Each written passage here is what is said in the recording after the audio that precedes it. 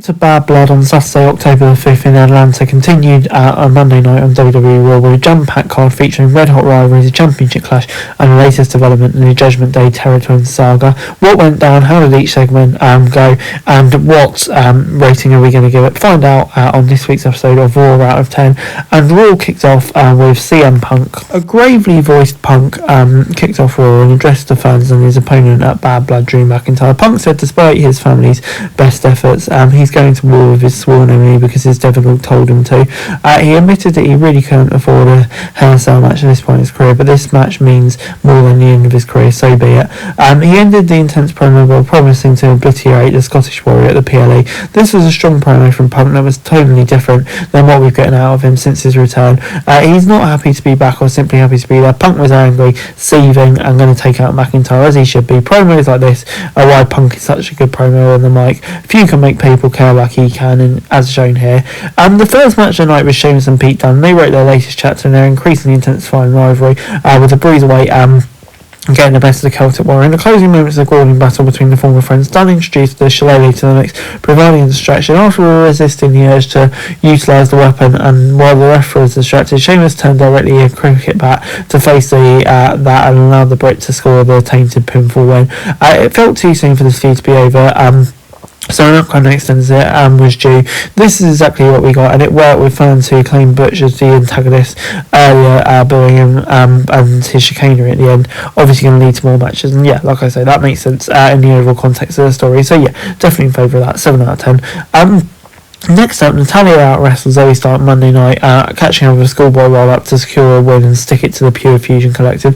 The match featured perfectly acceptable wrestling that was interrupted significantly by breaks that never allowed it to build momentum and reach its fullest potential. The talent involved, including the likes of Vega, Valkyria, Deville and Baszler, is off the charts. Give them more time and not hamper them with stuff like this in the middle of the match, and it would be great, but at the moment it just feels like wasted. And yeah, to be honest, at this point in their respective careers, I'm really not sure if we should be seeing Natalya going over Zoe Stark either, to be honest.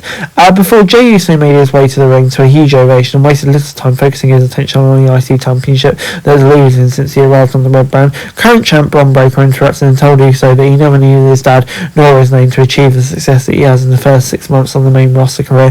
He claimed to have done as much in his short period as Uso has in his 14-year career. Uso took a shot at the champ's short NFL career, dodged a spear and delivered some of his own to close things out. It was excellent. Breakker's great, so much better than his relative inexperience would suggest. Uso showed the fire here that we have not seen since the Bloodline run, and the result was an engaging promo that made the match definitely eagerly anticipated.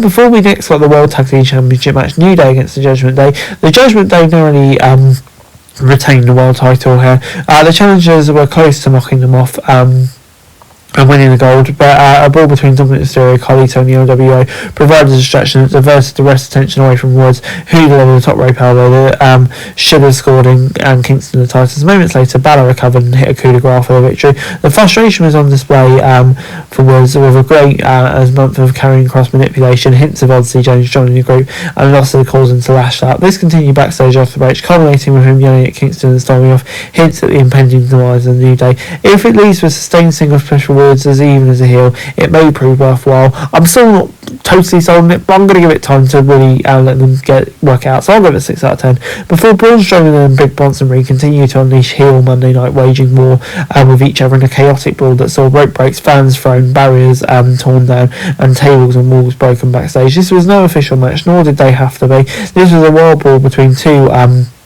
horses that concluded with both crashing through a wall. This will inevitably be a off match between these two.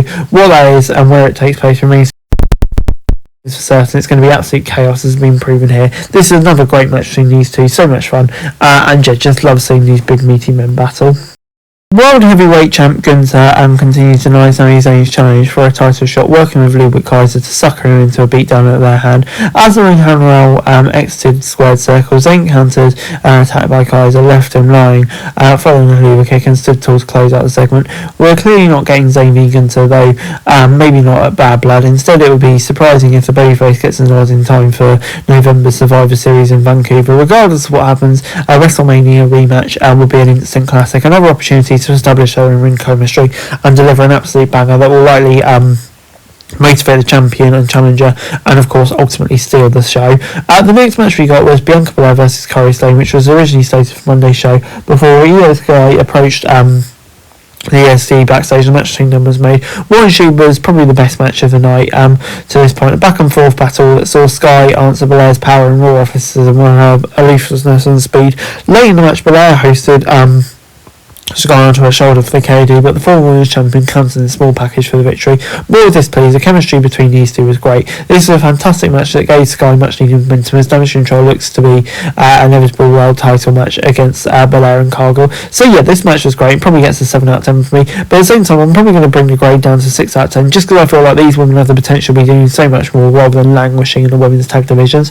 Before we got Damian Priest versus Dom Mysterio. Priest's victory over Mysterio was short-lived on Monday night. The Judgment Day immediately attacked the numbers game, proving too much for the Archer being his best friend Rhea Ripley. The heels beat down the babyfaces for the second consecutive week as WWE Creative rehab their creativity following Mysterio and Morgan's loss at Bash in Berlin. The heels looked like a dominant force as they stood tall over the fallen bodies of Priest and Ripley, ready to reclaim their spots at the top of Raw roster at the expense of the Territories. The match between these two was a fun one, full of great spots and extracurricular activity before the crowd-pleasing finish gave way to the heels shining light. Priest v Balor and Ripley v Morgan at Bad Blood having potential to be real show stealers. I thought this was another decent way of building up to it, and of course all I think really played into their characters pretty nicely here as well. So yeah, gets 7 out of 10 from me.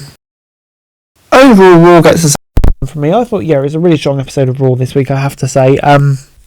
Lots of really good matches in there, really good promos as well. I think the build to Bad Blood definitely is hotting out. I think for a B level show, matches going down on the show, so yeah, really can't wait for it, to be honest. 7 out of 10 for this video. Thanks very much for watching. Remember to like, share, subscribe, follow us on our socials, link in the description below for daily wrestling news, meme and content. Subscribe to our other channels on screen right now, that'd be greatly appreciated. Thanks very much for watching. Peace out.